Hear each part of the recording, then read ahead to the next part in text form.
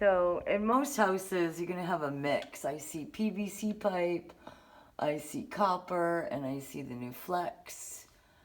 And, you know, the whole thing is if it ain't broke, don't fix it. It just happened to be, you know, what they used for construction trend at that time. Here's your panel box.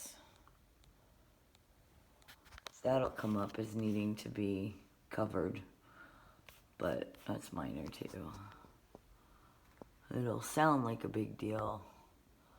It just needs a new cover, coax cable.